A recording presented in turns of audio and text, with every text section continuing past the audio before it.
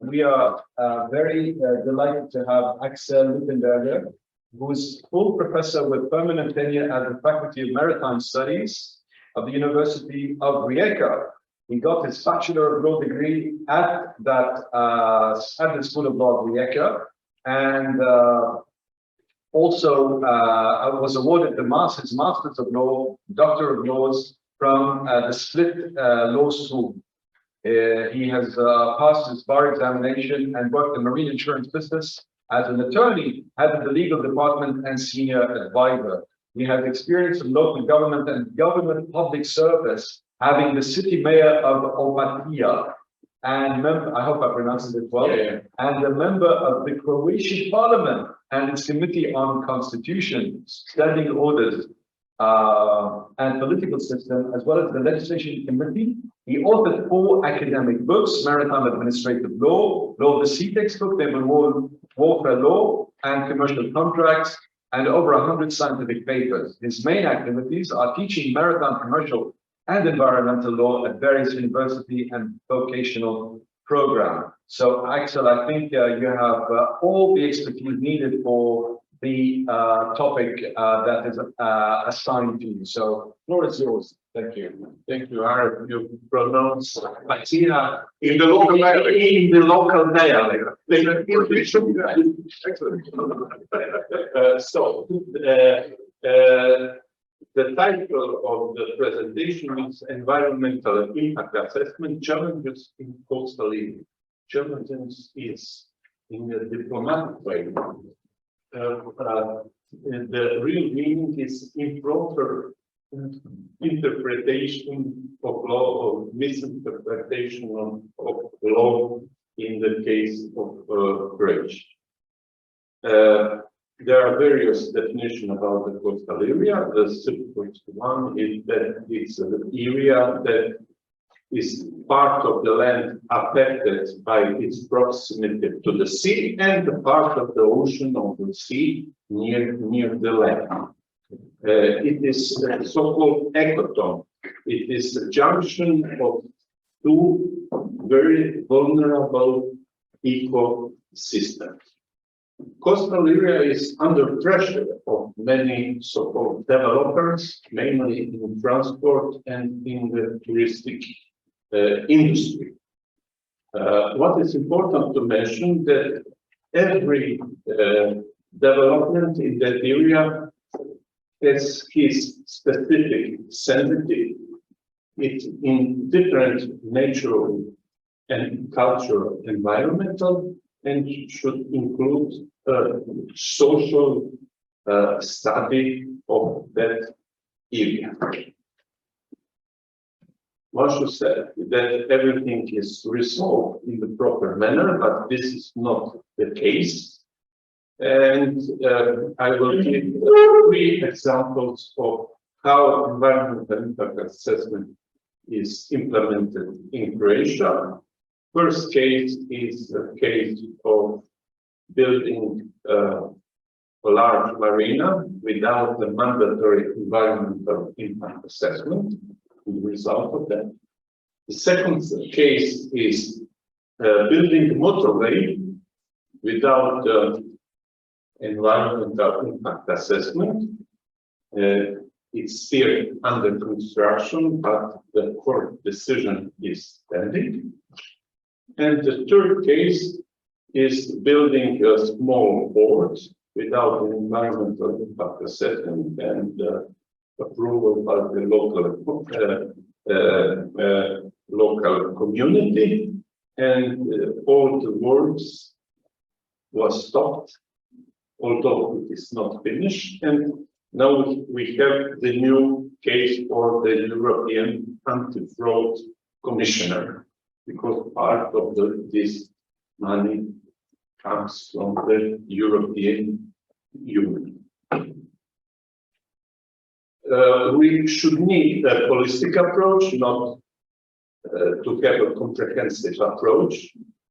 Obviously, there is an extremely complex interdependence between environment and the need of economy. And there is need to integrate various areas of science, law included. Social economic impact should be included in every environmental impact assessment.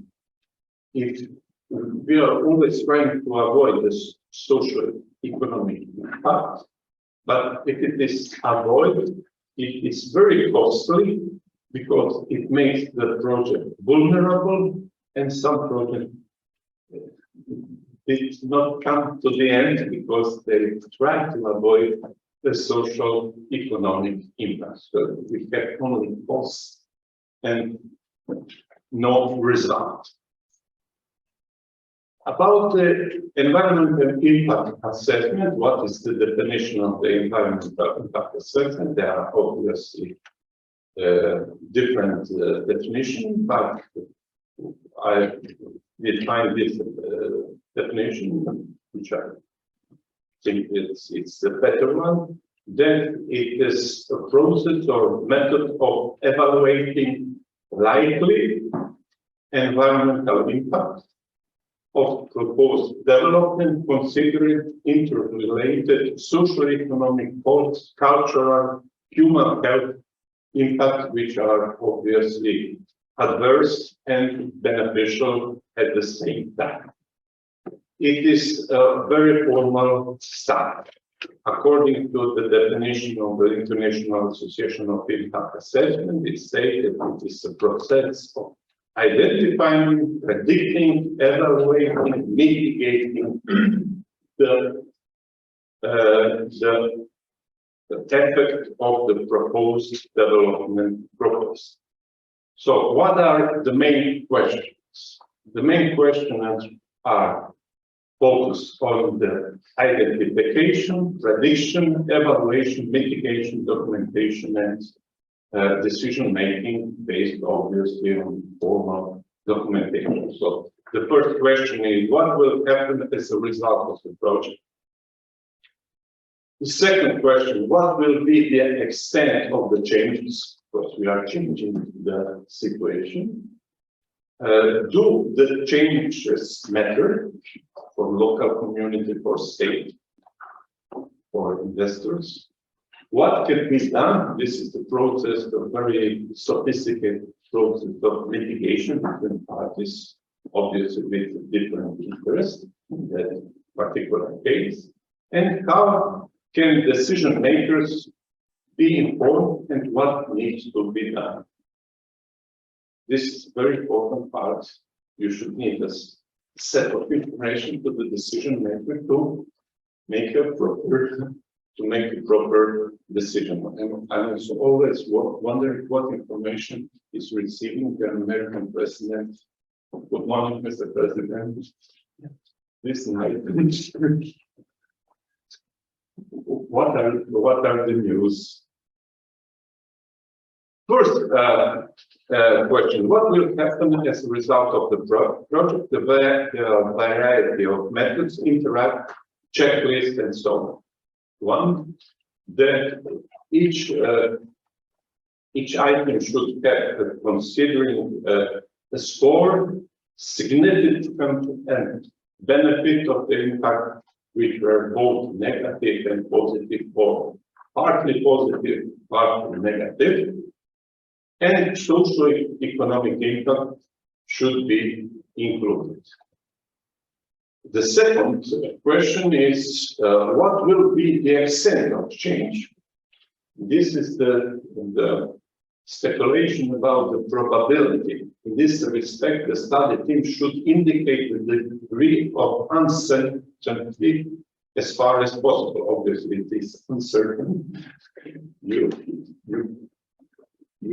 have always a degree that this is not a proper elaboration. Scientific prediction should be a part of this. Social cultural impact should be integrated, possible because of the importance of how the community, means how the local community feels about the project, or how it will be affected. Yesterday we were on the search, and the local community was very much against the whole project on the search on, and nothing was done in the particular. Do the changes matter? The third question, evaluation of prediction of necessary in order to ascertain how significant they are. Their judgment, considering the legal framework, law, regulation, consultation between various decision-making at different levels, consistency with government policies, strategic plans, and so on, and the acceptance of the general public or the local community. Partly it's the job of PR agency also. The next question is, what can be done about it? The range of mitigation can be recommended for prevention or reduction of adverse impact of the project. It includes pollution control, waste treatment, and so on. And they could be presented using technique as cost-benefit analysis. Finally, the question is how can decision-maker be involved and what needs to be done? They should be provided with short perceived question and as well as straightforward answer. Obviously, at the very end is a political decision. Here is the directive dealing with that subject matter. It's an amended directive on the assessment of effects of certain public and private projects. It has its part when the environmental impact assessment is mandatory. There are too many information on one side. I'm aware of that, but I put it in that way only to show that the importance are characteristics of the projects with few items, location of the project, type and characteristic of potential impact. In both letters, you will find what is not implemented in the Croatian legislation. So it said that the European directive that you should elaborate the size of the whole project, but it said it's not only the size, but the design of the project. There is no mentioning about the risk of human health, which is a new one, which is obviously very important. Then it's the question about the soil, water, biodiversity, and the area underground. We are living in the Karst region, which is very, very vulnerable. And finally, we have the so-called cumulation of various impacts with a certain result. About the first case, Bela Luka, it starts with the study. The study, here is the title of the study, Bela Luka. Here is the page, you see the arrow, yeah. It's a closed bay. Bela Luka is obviously in Croatia, in the western part of the island of Korčula. It was a so-called screening procedure. Screening procedure means that the ministry in charge of environmental affairs is deciding whether there should be the environmental impact assessment or not. So it is a procedure before the, let's say, the main key procedure. And that was for the construction of nautical tourism port with more than 200 beds. So what is written in that screening study? It is focused on the safety of port, which is ridiculous because this is not part of the environmental impact assessment. And as you can see, it is it is a closed bay, and it's called Vela. It means big port. So it's a big natural port. So it's a safe port, definitely. It mentioned the big circulation of sea water, relatively low bay depth, and substantial solid waste found on the sea bottom, stating that the whole bay is deteriorated, that is polluted, which is actually not true. There is nothing about the air pollution, about coating of chemicals, anti-polluting soil. And what is very ridiculous is that on the bottom of the bay, and to you here somewhere, you have a unique natural curative features and map, and we have books considering the quality use this. So it's a curative on the very bottom. But as you can see, the final decision was that there is not need an environmental impact assessment because everything is just fine. The second case is the building motorway Tučka near your home, in Igor knows. So it's roughly 15 kilometers long. It is an enormous, obviously, development. It is building a new full profile motorway, including significant changes. It's 300,000 meters. So you want to say the location and the size. And it is in the so-called natural park in the karst area, and part of the water supply of the local community comes from the nearby region, practically on the way in which motorway go. But obviously the decision of the ministry is there is no need to make an environmental impact assessment. And the construction is going on. But if we are going to the documents, it's in the court procedure. We have the so-called environmental protection study. So the first document study, in which it is expressly written, then there is a need for the environmental impact assessment. This is done in May 2012. If we are going to the operational legislation, which are in fact implementing those directly before your slide before, it has its annexes. In Annex 4, it is a list of procedure for which the assessment of environmental impact is mandatory. Among others, it's construction of motorway and construction of state roads.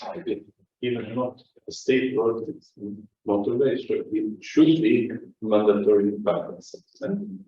And finally, in the criteria on the basis of which the need of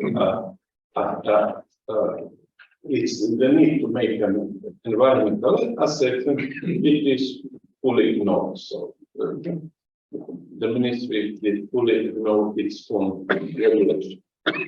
And what is the position of the ministry? Very strange. They refer to a very old document from 2011. Before entering the course of the new regulation, which was in 2014, before entering in the European Union, which was 1st of July 2010, obviously we have to upgrade our regulation with the European to harmonize to unify the regulation within the European Union. So one could say very briefly that this regard what is the applicable law. In that very old document,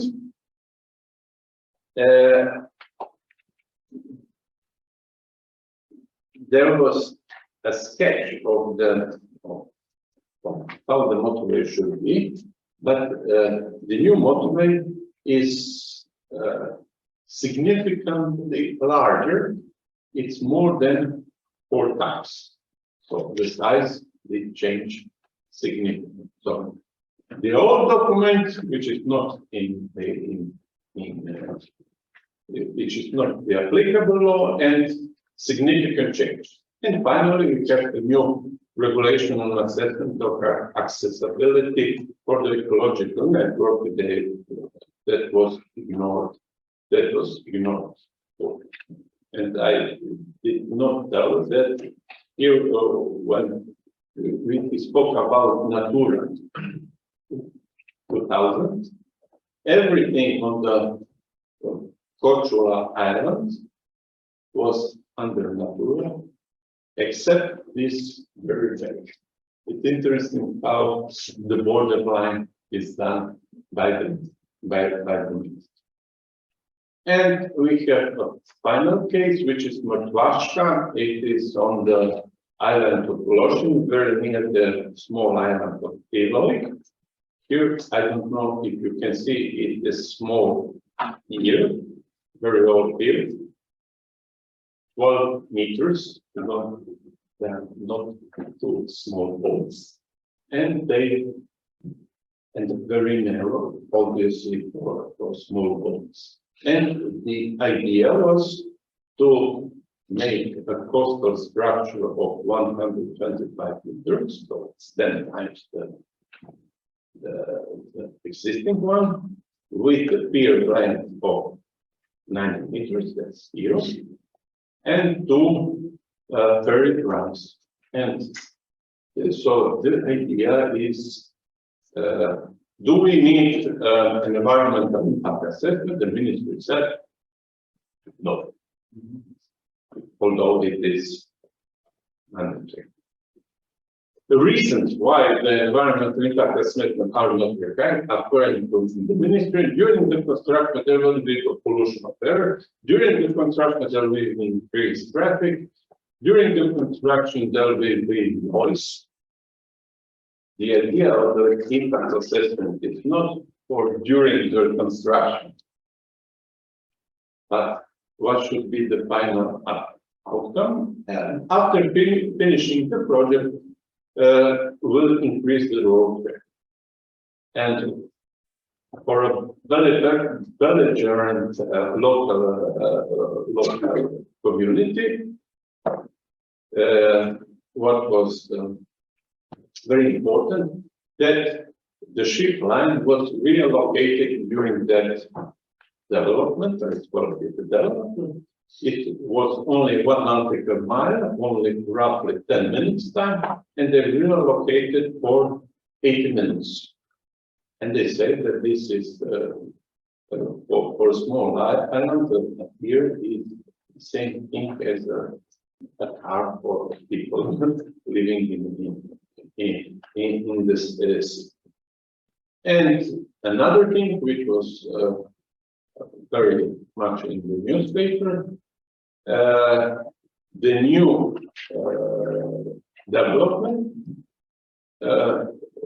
should be 2 meters high, so it's impossible with small boat.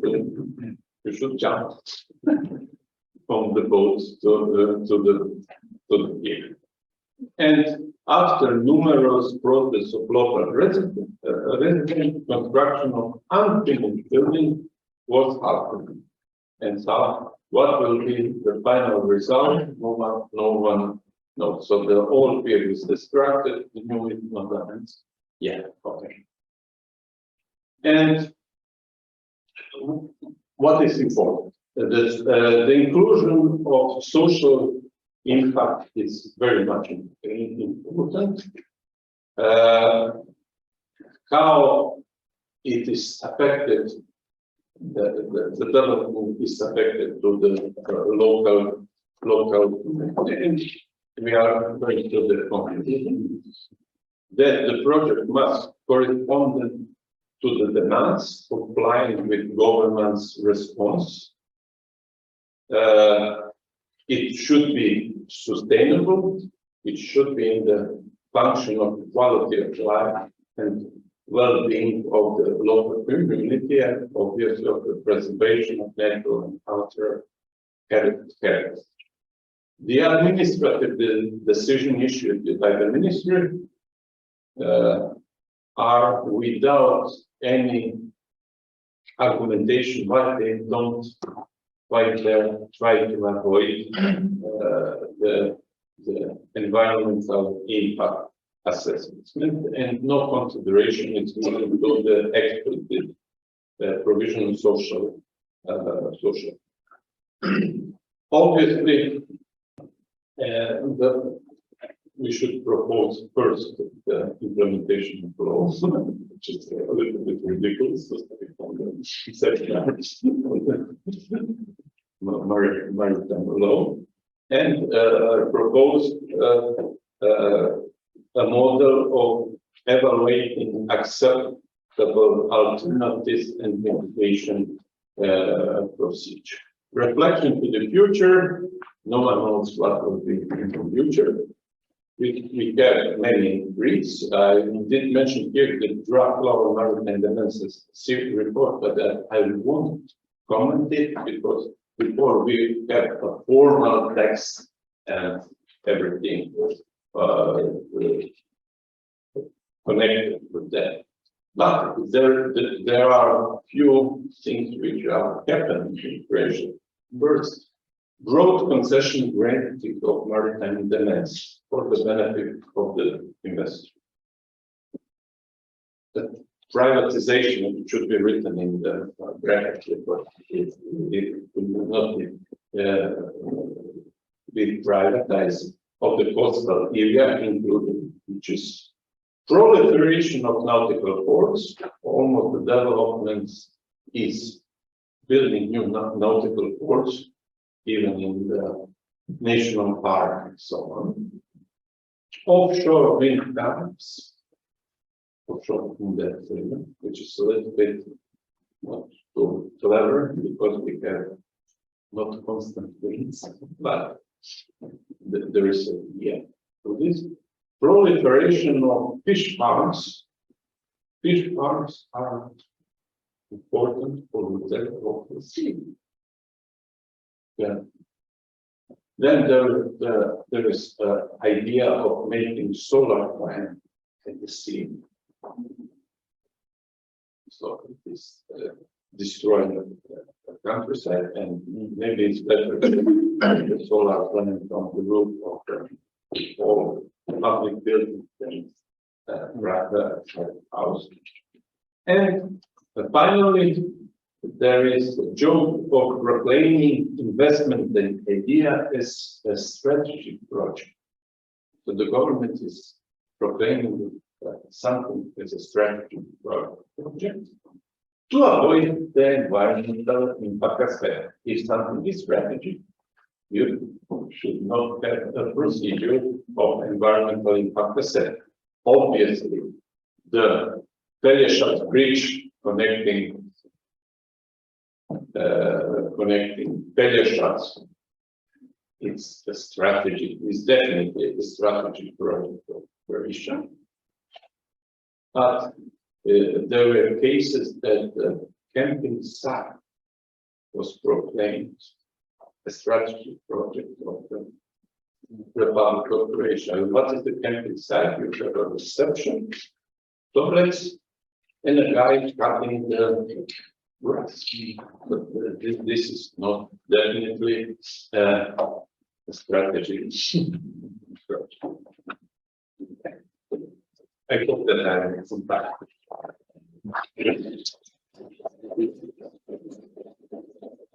Thank you very much for shedding light on this also sort of often neglected aspect of maritime law, the wider maritime law. Perhaps while you're here, we can take some questions. Questions, and while I'm downloading it, okay. Yeah, and people also from the Zoom are welcome to chip in. I think it was an interesting presentation bringing out the fallacy of not doing the EIA, but determining firsthand that it doesn't apply. Yes. Which is really like if you are postponing everything. yeah.